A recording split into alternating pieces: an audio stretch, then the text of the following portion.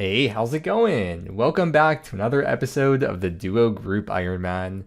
As you just saw last video, it finally happened. A piece of Missouri, it's not the mask, finally got Missouri chaps after 23 personal purples or 24 total team purples. I've done over 600 total raids, 500 plus expert mode raids. I finally got a top or a bottom, so very happy about that, and I will continue to do raids occasionally throughout the videos. But today we've got other things to move on to. There's always so many things to do in OSRS, and in my mind it becomes like one small favor where I think that I should do one thing before I do another thing before I do another thing, but then some things make more sense to do before other things, or there could be activities where both activities help each other out and it's hard to decide which one to do first. One example is that doing Corrupt Gauntlet to get the Bofa helps with Chambers, but then doing Chambers to get Rigor and Augury helps with Corrupt Gauntlet, so it's kind of up to the individual. There's not necessarily a right or wrong answer. It's personal preference, or just do whatever you feel like doing on any given day, really. Really, whatever is least likely to burn you out, because playing inefficiently and burning out is less efficient than playing inefficiently. But anyways, I've made this paint document I'm going to present as kind of like a slideshow to present some of the things that have been crossing my mind lately. I do eventually want to go to the Desert Treasure 2 bosses and spend more time there because I haven't spent too much time there, but I was thinking of some things I'd want to get beforehand. The first thing is the Master Tier of Combat achievements, because it makes Thralls last twice as long, and that would be beneficial in many areas throughout the game, of course. Another couple of things that could be useful are two of the Willy weapons, the Accursed Scepter and the Webweaver Bow, because of their special attacks. And then there's a few more things spread across various activities throughout the game that could also be useful as well. These are some of the more realistic things. Like, I'm not going to include Shadow on here because, like, yeah, it's an upgrade, but it's not something I'm going to realistically get before grinding out these bosses. This is definitely not like an inclusive list of all the things that could help. I mean, even Xerath Crossbow is probably not that realistic, but I just want to throw a few things on here just to show you an idea of how there's so many things in the game that benefit other things in the game, and the things you get from these bosses would also benefit you and help you towards getting some of these other items as well. Like, this is literally the stuff I think about at night. It's like, oh, I want to do Vardorvis so bad, but I also want to get the Master Tier combat achievements, and then, oh, maybe I want to get the Belter Ring first, and then to get the Belter Ring I'd have to do Whisper, and then to do Whisper I should get like the staff, but what if I just use the Eye of Ayak instead of the staff, and this is pointless. But I gotta stop like just thinking, because I become frozen and end up not doing anything, and I just gotta pick something and just start going for it. And as you can tell by the title and thumbnail of this video, I am going to be trying to do Revenants in this video. And yeah, of course I think about RuneScape at night, don't you? Doesn't everyone think about RuneScape at night while they're laying in bed falling asleep? They made that change pretty recently where every Slayer Master now has their own unique block list that is not shared with all the other Slayer Masters, and that is so good for Wildy Slayer, because most of the tasks that Krystilia assigns, you do not get assigned by other Slayer Masters. And as you can see, I have not yet set up a Krystilia block list, so I gotta do that. I was surprised when they added this feature into the game that shows the percents that they did not add a feature to sort it from highest to lowest weighting. It's just alphabetical order by default, and you can't do anything about that, except you can do something about that because there's a plugin called Slayer Task Sorter, and let's install that. And now if I do view list, look at that, it is beautiful. It is in order from the highest to lowest weighting. And now I'm going to set up the block list. Here's how I set it up. I start from the highest weighted task, and I ask myself, will I ever do this task? Yes or no? The answer for this one is no. So I'm going to click that, block it for 100 Slayer points, go back to the list, and then move on to the next one. Will I ever do this next highest weighted task? Yes or no? If the answer is no, then block that. If the answer is yes, then of course you just move on to the next one, and I will do that until I fill up my block list. I got my block list set up, and I did double check to make sure I have Revenants extended, which I do.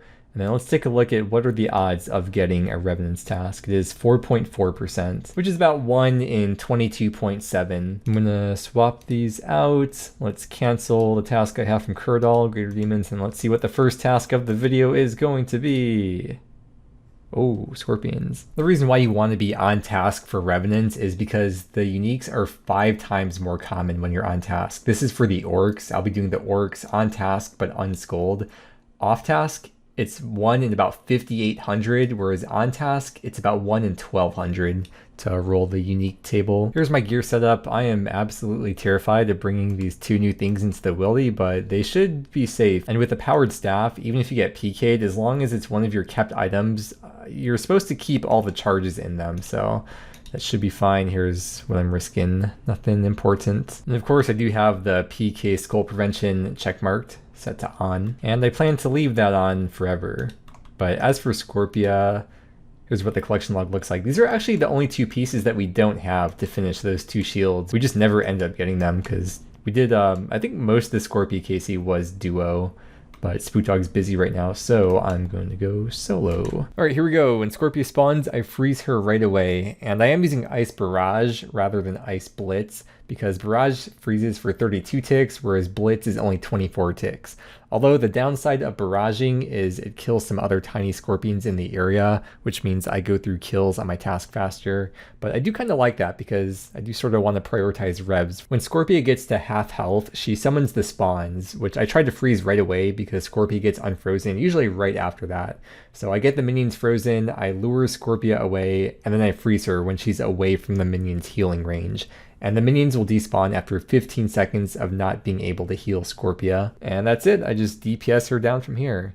And by the way, this is multi-combat, so if a team comes, I am guaranteed dead. But if it's just 1 or 2 pkers, then I have my lockpick to try and escape to the axe hut.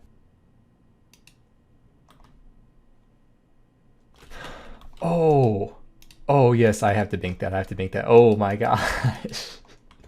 Yo, that's gonna be the Odium shield completed. That's sick. The Odium ward. Collection log slot number 1095. Toss that into this tab and check it out. Odium completed. And then for the malediction, just to show you, I'm 2 out of 3 pieces for that. Just need the shard 3 as well. I'm kind of curious, what's Spook Dog's KC 96? At Scorpia. And the drop rate is 1 out of 256 for a specific shard from Scorpia. Well, this is the last kill of the task. I had 84 assigned, and I was able to do 33 Scorpia KC. Pretty happy with that though. I'd be glad to just do 30 Scorpia KC each time I get that task. Kind of a random fact, but I used about 600 charges on the Eye of Ioc. So 600 charges for just over 30 kills. That's around 20 charges per kill. And we're going back to Scorpia. Just had a couple cancels in between. Oh.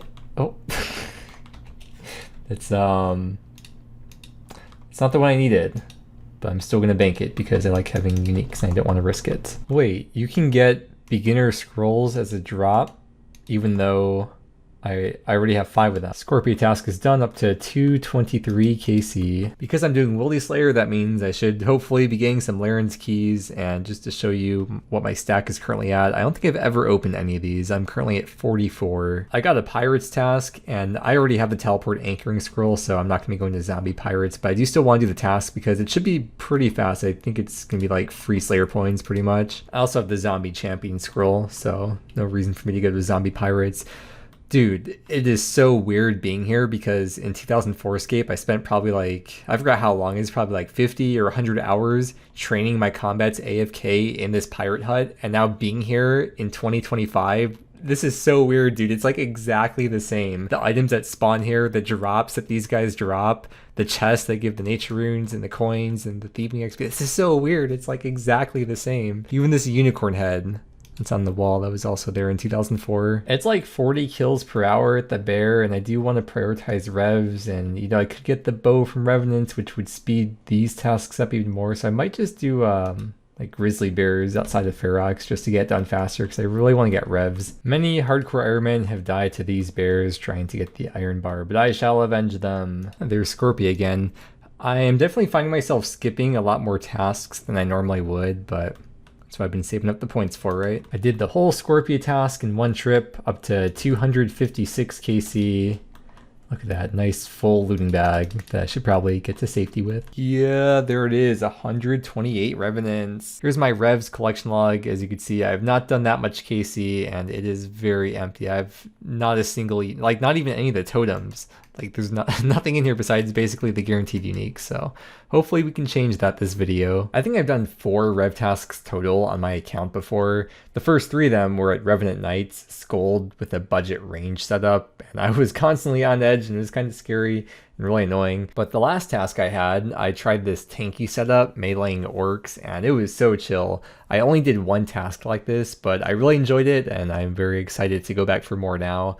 I did not get attacked by anyone when I was doing this method before, and I kind of want to get attacked just to see what it would be like and see how tanky this really is. I do leave Prey Mage on the whole time, which isn't so much to help with the revs, but if someone logs in and teleblocks me, it cuts the timer in half having Prey Mage on, and the orcs drop unnoted restores, so I really can't keep it on forever here. The reason I sometimes bring non-blighted supplies is to trigger people in the comments and farm engagement, because we have basically unlimited food and restores anyways. And then I have written in my notes here that it's about 100 KC per hour, and because I get assigned between 100 to 150, each revs task should take about an hour to hour and a half. I could use slaughter bracelets and just switch to it right at the end of each kill, but the Revenants heal and it's kind of annoying, and just overall it's more effort than I'm willing to put in. Even if they didn't heal, I probably just wouldn't care that much. I'm just going to bank every time my looting bag gets full because, while yeah, I could be more picky with what I pick up, or I could try to drop some stuff in my inventory to be able to pick up more things, I feel like by the time my looting bag is filled up, I have a decent amount of risk where it's like I may as well just bank because it's so fast to get back here anyways. I still haven't seen any pkers. Like, I really want someone to attack me because I really want to try this out and see how it's going to be. See how the tank test is going to go. Oh, my dream came true. Here we go. Just gonna Prey Mage the whole time. No way! No way, bro. It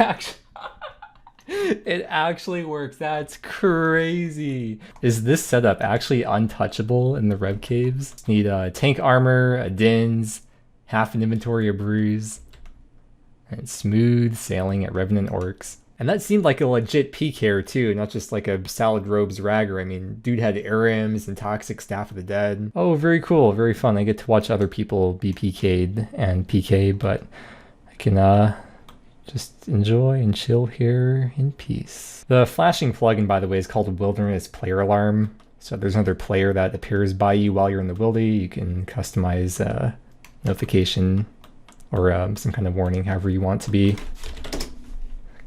Gotta give the sit there.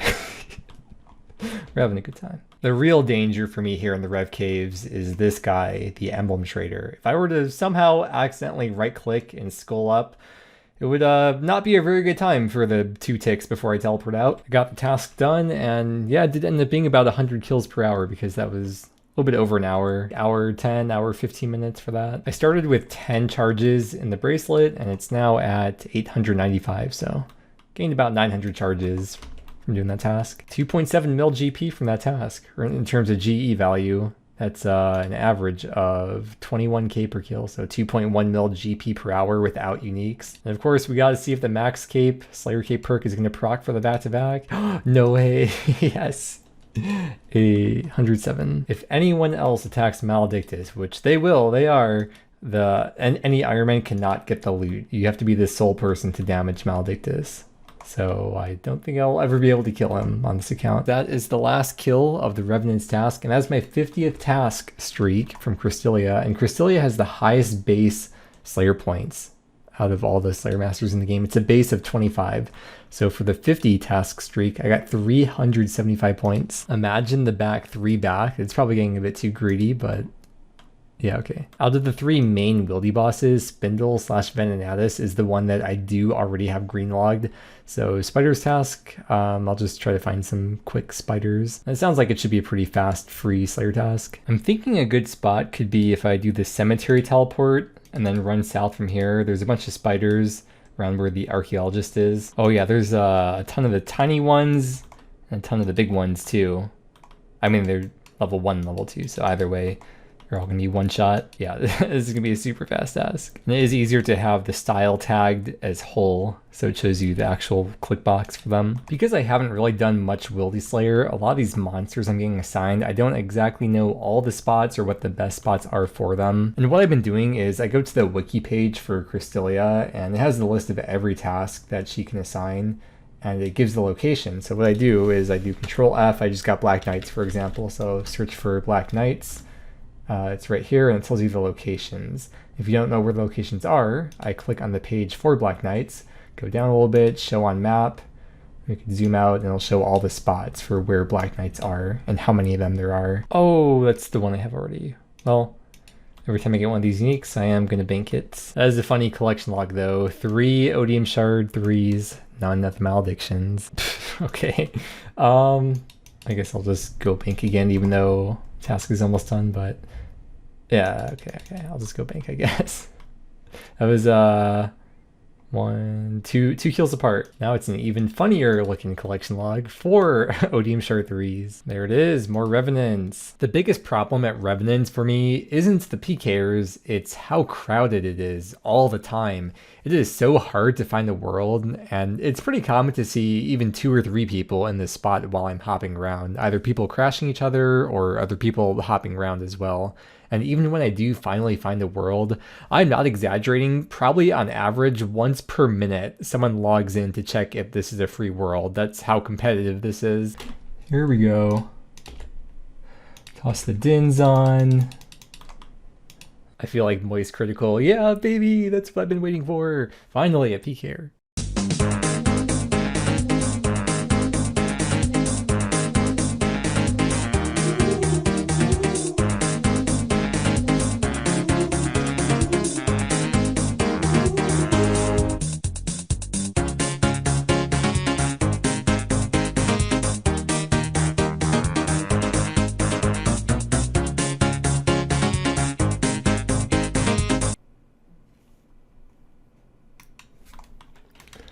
Do you think he's gonna attack? Nope. Okay. There's an option for the player alarm plugin for timeout. So after X amount of seconds of a player being around you, it will stop flashing. So I'll set that to like 10 seconds. Hopefully it doesn't end up being a bit jarring to watch that tank test, especially sped up.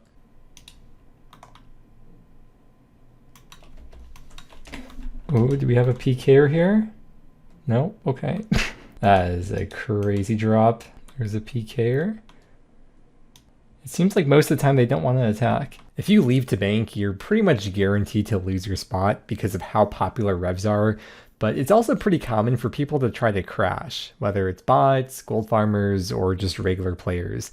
And I thought this was funny. A guy came running in to attack the other rev, and if you haven't figured it out by now, this spot is really only good for one person at a time. And shortly after this guy came up to this spot and started attacking the other rev, a pker appeared and started attacking that guy. It's actually the same pker that I tanked earlier, and I just thought that was funny timing and karma. All right, let's see if we're gonna get attacked here. Okay. I just wanted to mention, if you didn't know, there is a setting on the looting bag to make it so that when you pick up supplies, they don't go into the looting bag. So you can see right here, I have my looting bag open. If I pick up the Karambwan, it goes into my inventory, and if my inventory is full, it will not put it into the looting bag. At this point, I guess I don't really need to show you every task I get or complete. I've showed the main things that I need to show, and it'll probably get repetitive if I keep doing that going forward. But just know the only noteworthy tasks that I'll be doing are going to be Scorpia and Revs. And I'll be skipping a lot of other tasks in between, besides for some of the really fast ones like spiders, for example. But after setting up my block list at the start of the video, I had 40.9k Slayer points remaining.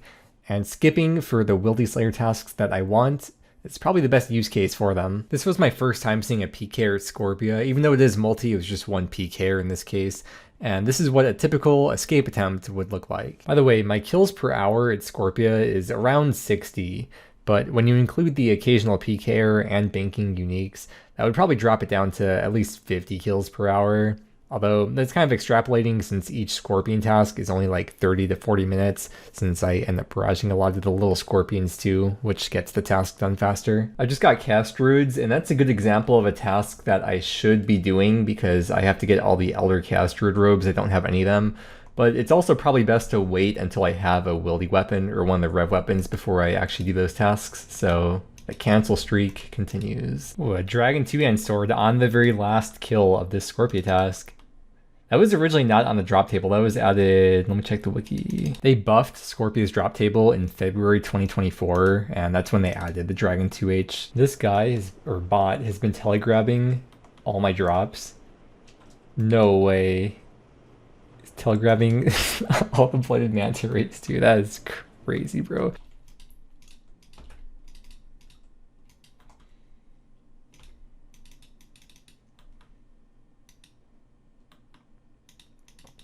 Oh my god. Oh, holy. Come on, singles. Oh, I made 2 singles, yes. Holy, dude, a team just for random people at Scorpia. Nice spec.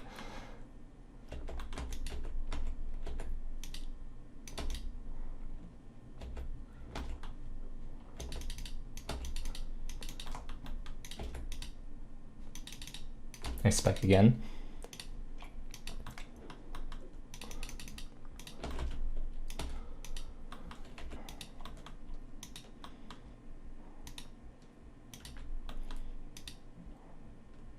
They're all just standing around out here. So if I brew my stats down to 1, then I won't be able to damage the axes. Or it's probably pretty low enough. I don't want to waste all my brews. It's funny, this is another thing that I learned from playing 04 because this magic axe hut is a very popular training spot. And is that in the axe hut, people can attack you when you kill an axe before the next one has a chance to aggro you. And something that I learned from playing UIM is that if you don't box the skeleton back, or the axe in this case, if you don't box it back, someone can attack you, which means I knew I would have to be constantly attacking the axe, but even with my stats mega lowered, I was still whittling down the axe's HP. I knew sooner than later I would have to leave the hut or I would get into combat with the pker in the hut. I guess it's good to know for the future that if there's a team there, I probably should head straight towards the lever, versus if it's just one person, then I should go to the axes. Maybe I could have tried just brewing down my stats all the way and bring a fun weapon with, and then I could X-log there, but I don't know, it doesn't really matter. Like, I'm really not risking that much. If there was just one thing I could change, I wish I said noob instead of Sia. I feel like it has a much better effect. But anyways, we are still gonna be doing our Yama that we do every couple days or so. Currently 581 KC. Spookdog has the helm and the legs, so we just need, well, a body and then one more full set beyond that. Oh, shard 3. Never malediction. I'm gonna bank it though. Oh my god. Well, pets are safe when you die. I'm gonna finish this task because I'm almost done. Oh my god. It looks like there's another scorpion trying to attack me. But this one's not attacking me. This one's my friend. No way, I got the pet, dude. That's crazy. The pet drop rate is 1 out of 2016. And I got it at 456 KC. That was one that I did not mind going past the drop rate for because it's such fast kills per hour, like 50 plus kills per hour. So it is one of the faster pets just to meet the drop rate for. But yeah, I did end up getting lucky with that one. 456 KC. Here, let me get to safety, and then we gotta take a look at this collection log. Collection log slot number 1096, and bro, what is this? 5 Odium Shard 3s, the pet, and none of the Malediction Shard 3s. It's kind of funny that the one of the shards is the last item that I have to go for. But let's talk to the pet. Let's see what it has to say. At nighttime, if I were to hold ultraviolet light over you, would you glow? 2 things wrong there, human. One, when has it ever been nighttime here? 2, when have you ever seen ultraviolet light around here? And In answer to your question though, yes, I, like every scorpion, would glow. That's kind of breaking the fourth wall a little bit. And then how many pets total is it? 27? Yes, pet number 27. There it is. That's a pretty cool pet. That's really cool, actually. I feel like it's a pet you never really think about, and I feel like I don't really see this pet very often. In terms of rarity, we do have data on pets every so often that Jagex releases. This is from this final column here is December of 2023. If we sort by most to least common, we'll see that Scorpia is pretty far down on the list, actually. There were about 12,000 in the game as of December 2023. In terms of efficient hours to meet the drop rate, so like what's the fastest pet to get, if we sort by lowest hours, is actually 1, 2, 3, 4, the 5th fastest pet. If you're an efficient player. Doing efficient hours wise, it is the 5th fastest pet. And obviously most players don't play efficiently, but even out of like how the average player plays, it's probably still like one of the fastest pets for the average player to get. And dropping off the Scorpia pet into the bank along with the other pets in the order that I got them. Dude, I got a Laren's key from Spider level 1. And if you look at the wiki page for Laren's keys and sort by most rare, that is the rarest place in the game, or the rarest drop rate from any monster in the game, about 1 out of 2k from Spider level 1 or 24. Who needs a cannon when instead you can be the cannon? I want to have some kind of goal or definitive endpoint for this video, and I thought of a good idea. How about I go for either the drop rate of hitting the Rev Unique table or getting a Rev Unique, whichever comes first. And that is 1 in 1173. I'm currently close to 900, so I'm getting pretty close to that. Just a few more Rev tasks and I'll be there. A lot of the time, pkers hop without even attacking me, and I assume that's the combination of me being unskulled, praying mage, wearing tank gear, and just overall looking prepared, I think puts them off from even trying. But when pkers do attack me, it seems like there's 2 types. This first type is the rusher that just dumps specs, whether it's double claw spec or elder maul into double G maul. They log in and rush their specs without teleblocking, and then they give up if they don't immediately kill you. And the other type is what you've already seen. Teleblock and then try to kill you before you make it back to Ferox. And because the title of this video is going to be something about how invincible this setup is at revs, it makes sense to show a few more tank test clips. And since I'm doing revs at peak on Saturday right now, I was able to get some clips. There's really no skill involved when you're rocking a setup like this. I just can't pray mage the whole time and click food. And sure, I could switch my prayers back and forth a bit while I'm frozen to negate a bit of damage, but I basically already have unlimited food because of all the brews, and it's less effort to just chug brews when I do take damage. And if my HP does happen to go below 85, then that's what the hard food is for, so I can combo eat through that if I happen to go below 85 HP. But yeah, I camp pray mage the whole time because, well, if you look at my defense bonuses, that is a lot of melee and range defense. So range and melee are extremely inaccurate on me, although I do have negative mage defense. Praying correctly in the wildy doesn't reduce the accuracy in PvP, but it does reduce the incoming damage by 40% from that attack style. So with 2 styles, melee and range, being inaccurate on me, and the third style, mage, having heavily reduced damage towards me, the pkers shouldn't usually be DPSing you faster than you could heal just by chugging brews. The delay to drink potions is 3 ticks, so you're healing 16 HP every 3 ticks, and pkers are probably using 4 or 5 tick weapons, and with this loadout, they are certainly not going to be averaging 25 plus damage every single hit. Just kind of have to watch out for the specs though. That's what the hard food for combo eating is mostly for. I'm sure a lot of you watching this video are thinking, yeah, this method seems good, but I don't have a Dins. And I get that, especially if you play Iron Man, that makes sense. But I bet you do have a Rune Kite Shield, and the defense bonuses aren't too far off without the Dins. They're still close to 300.